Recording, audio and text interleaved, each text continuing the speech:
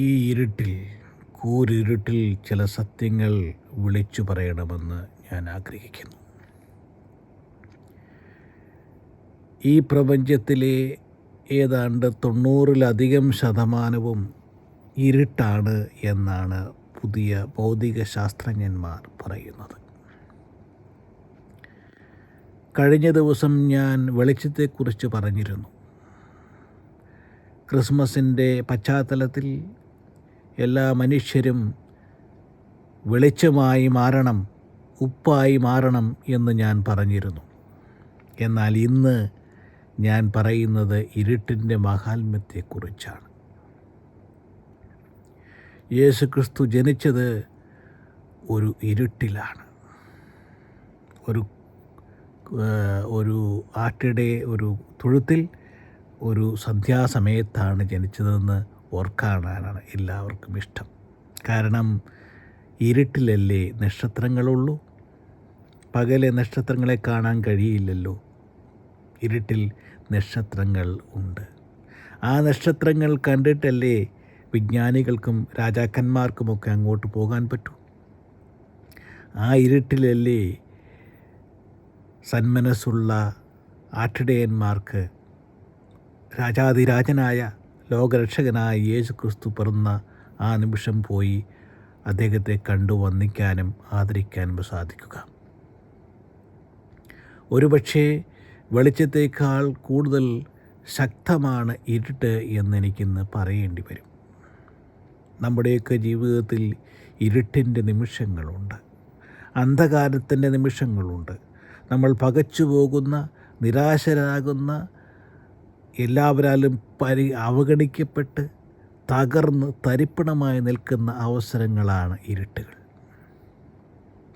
നമ്മൾ പ്രശോഭിച്ച് നിൽക്കുന്ന, നമ്മൾ വിജയിച്ച് നിൽക്കുന്ന, നമ്മളെ എല്ലാവരും പ്രോത്സാഹിപ്പിക്കുന്ന ഒരു സമയമാണ് വെളിച്ചം, പ്രകാശം. പക്ഷേ ഇരുട്ടിൽ നമ്മൾ തകർന്ന് തരിപ്പണമായി, നിരാശരായി, നിരാലംബരായി നിൽക്കുമ്പോൾ സഹായഹസ്തവുമായി ഏതെങ്കിലും നക്ഷത്രങ്ങൾ വരാറുണ്ടോ? ആരെങ്കിലും നമ്മളെ അന്വേഷിച്ച് വരാറുണ്ടോ? അവിടെയാണ് ഇരുട്ടിൻ്റെ പ്രാധാന്യം മനസ്സിലാക്കുക. വെളിച്ചം നമ്മളെ അധികമൊന്നും പഠിപ്പിച്ചിട്ടില്ല, പക്ഷേ ഇരുട്ട് നമ്മളെ പലതും പഠിപ്പിച്ചിട്ടുണ്ട്.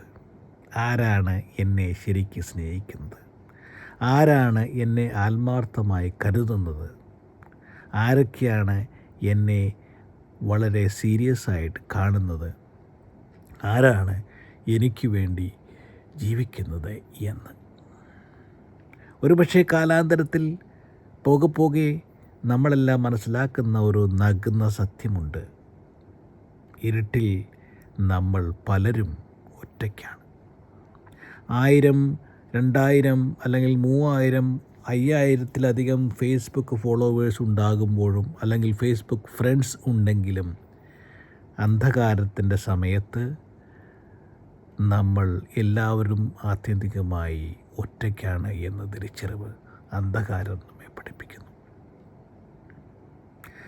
അതുകൊണ്ട് എവിടെയോ എന്നോ ഞാൻ കേട്ടുപോയ ഒരു ഇരുട്ടിൻ്റെ ആത്മാവ് എന്ന് പറഞ്ഞ ഒരു നോവലിൻ്റെ തലക്കെട്ട് MD ആണെന്ന് തോന്നുന്നു. ഇപ്പോൾ ഓർക്കുകയാണ്. ഇരുട്ടിനാണ് ആത്മാവുള്ളത്. ഇരുട്ടിൽ ആത്മാവിൻ്റെ ഗൽഗതങ്ങളുണ്ട്. വെളിച്ചത്ത് എല്ലാവരും മുഖംമൂടി അരിച്ചു നിൽക്കുന്നു. പക്ഷേ അന്ധകാരത്തിൽ മുഖംമൂടിയുടെ ആവശ്യമില്ല. ആരെയും കാണുന്നില്ല. അവിടെ അവനായിരിക്കുന്നു, താനായിരിക്കുന്നു. ഒരുപക്ഷേ ദൈവത്തെക്കുറിച്ചൊക്കെ നമ്മൾ പറഞ്ഞിട്ടുള്ള നിർവചനങ്ങളിലെ വളരെ അനുയോജ്യമായിട്ടുള്ള ഒരു നിർവചനം താനായിരിക്കുന്നു എന്നത് തന്നെയല്ലേ. ഒരു വ്യക്തിയും അതുപോലെ താനായിരിക്കുമ്പോൾ അന്ധകാരത്തിലേക്ക് പോകുന്നു. അന്ധകാരത്തിൽ അവൻ സ്വന്തം സ്വത്വത്തെ മനസ്സിലാക്കുന്നു. വെളിച്ചത്തിൽ സ്വന്തം സ്വത്വത്തെ മനസ്സിലാക്കാൻ സാധിക്കാത്തത് എന്തുകൊണ്ടെന്ന് വച്ചാൽ സമൂഹത്തിൻ്റെ അതിർവരമ്പുകളുണ്ട്, സമൂഹത്തിൻ്റെ പ്രതീക്ഷകളുണ്ട്, സമൂഹത്തിൻ്റെ ചട്ടക്കൂടുകളുണ്ട്. എന്നാൽ അന്ധകാരത്തിൽ ഇവയെല്ലാം പൊട്ടി എറിഞ്ഞ് സ്വാതന്ത്ര്യത്തിൽ സ്വന്തം സ്വത്വം കണ്ടെത്താൻ സാധിക്കും എന്ന് കരുതി ഇവരും പകൽമാന്യന്മാരുടെ പടച്ചട്ടകൾ അഴിച്ചു വെക്കണമെന്നല്ല ഞാൻ പറയുക. പല പകൽമാന്യന്മാരും രാത്രിയിൽ സൂര്യൻ ഉദിച്ചാൽ യഥാർത്ഥ സ്വഭാവം വ്യക്തമാകുന്നത് പോലെ തന്നെ നമ്മുടെയൊക്കെ യഥാർത്ഥ വ്യക്തിത്വം പ്രകടിതമാകുന്നത് അന്ധകാരത്തിലാണ്, ഇരുട്ടിലാണ്. ഈ ഇരുട്ടിൻ്റെ ആത്മാവിനെ നമുക്കൊന്ന് സ്വായത്തമാക്കാം. നക്ഷത്രങ്ങളിലേക്ക് നമുക്ക് നോക്കാം. നമുക്ക് വേണ്ടി ജ്വലിക്കുന്ന ആ നക്ഷത്രങ്ങളെ, നമുക്ക് വേണ്ടി പ്രകാശിക്കുന്ന ആ നക്ഷത്രങ്ങളെ നമുക്ക് വീണ്ടും കണ്ടെത്താം. എന്നിട്ട് ഈ ഇരുട്ടിനെ നമുക്ക് ആഘോഷിക്കാം. ആ ഇരുട്ടിൽ നമുക്ക് വീണ്ടും നമ്മുടെ സ്വത്വത്തെ കണ്ടെത്തി ജീവിതത്തിലേക്ക് തിരിച്ചു വരാം. Happy Christmas and happy new year.